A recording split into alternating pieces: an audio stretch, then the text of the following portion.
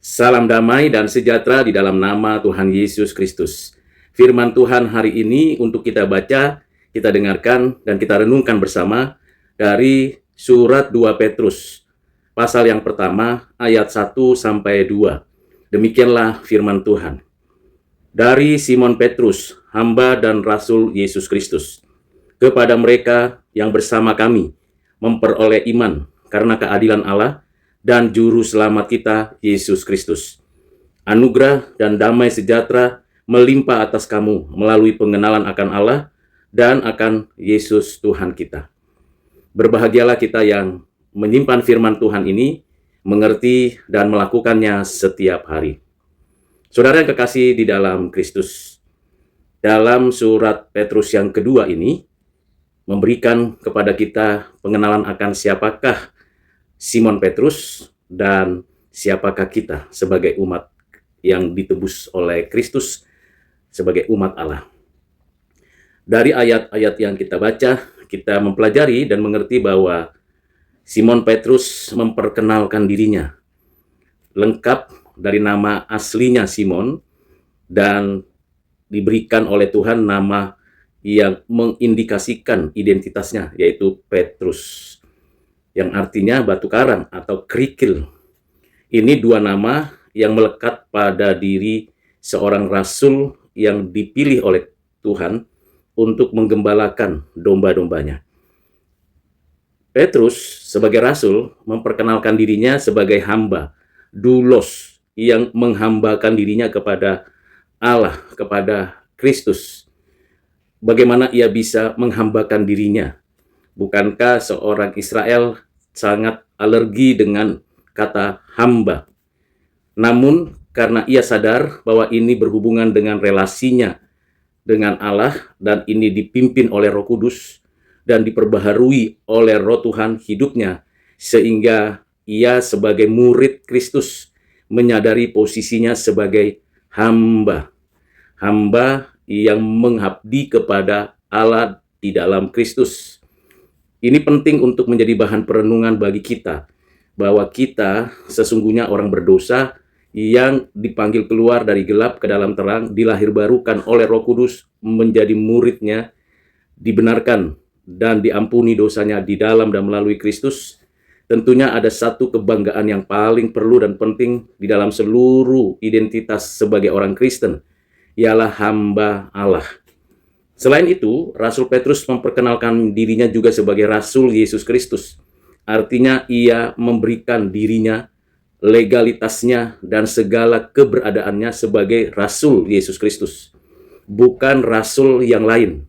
Dan pengajaran maupun segala pesan atau nasihat atau dorongan yang disampaikan kepada jemaat, kepada umat Tuhan, kepada sesama murid Kristus, itu memiliki legalitas. Legalitasnya itu karena Rasul Petrus adalah seorang rasul dari Yesus Kristus. Ini penting kalau kita bisa menyampaikan kebenaran, menyatakan pengajaran, dan menjelaskan hidup yang baik, yang benar, yang suci, semata-mata karena ada legalitas dalam hidup kita sebagai anak-anak Allah, sebagai murid Kristus. Namun kita bisa lihat dari ayat 1 ini, di bagian awal, Rasul Petrus mengatakan dirinya sebagai Rasul Yesus Kristus. Kepada siapa surat ini ditujukan? Jelas di sini dikatakan kepada mereka yang memperoleh iman. Jadi di sini ada kekhususan bahwa surat ini bukan ditujukan kepada sembarangan orang. Bukan ditujukan kepada orang-orang umum yang beragama apapun. Ini jelas ditujukan kepada mereka, komunitas orang-orang yang menerima iman yang menyelamatkan, iman yang dianugerahkan Allah Bapa, iman yang ditujukan kepada Yesus Kristus sebagai Tuhan dan Juru Selamat, iman yang diinternalisasi dan ditanamkan dan diterapkan oleh Roh Kudus. Mereka, yaitu kita, yang memperoleh iman.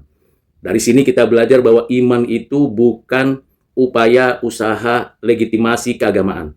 Iman itu pemberian dari Allah, bukan hasil usaha kita. Ya, iman itu instrumen untuk kita percaya kepada Allah Bapa, anaknya Tuhan Yesus Kristus dan Roh Kudus. Berdasarkan apa iman itu dikaruniakan kepada kita? bukan berdasarkan kapasitas dan kapabilitas kita, bukan berdasarkan kemampuan keagamaan kita, tetapi berdasarkan dua hal. Yang pertama, keadilan Allah. Karena kita berdosa, karena kita melakukan kejahatan, kita mendapatkan penghukuman. Tetapi sekaligus saat yang sama, karena anugerah di dalam Kristus, karena Kristus telah menggantikan kita, yang harusnya kita dihukum mati karena kejahatan kita, Kristus menggantikan kita, kebenaran Kristus diimputasikan kepada kita, berdasarkan kebenaran Kristus, keadilan Allah dinyatakan, dan kita mendapatkan keselamatan, pembenaran, dan hidup yang baru, dan berdasarkan itulah kita menerima yang disebut dengan iman. Dan ketika kita sudah menikmati iman yang dikaruniakan Tuhan itu, kita bersyukur karena ada anugerah dan damai sejahtera yang melimpah atas hidup kita. Melimpah bukan karena sekali lagi jasa baik, usaha, dan kemurahan kita kepada Tuhan atau kinerja kita. Melimpah semata-mata karena anugerah dan damai. Kita mendapatkan anugerah yang tak dapat diterima oleh dunia, kecuali Tuhan menyatakannya. Kita menerima damai sejahtera yang membuat kita berdamai dengan diri, dengan Tuhan, dengan sesama, dengan siapapun. Itu melimpah, bukan hanya penuh, tapi melimpah, dan kita mendapatkan pengenalan akan Allah di dalam Yesus. Pengenalan akan Allah inilah yang membuat kita hidup melimpah dengan damai sejahtera. Kiranya dengan perenungan singkat mengenai identitas kerasulan dari Simon Petrus, pengenalan kita akan keselamatan yang dianugerahkan Allah, dan iman yang kita terima, kita semakin menjalani hidup yang berkenan di hati Tuhan.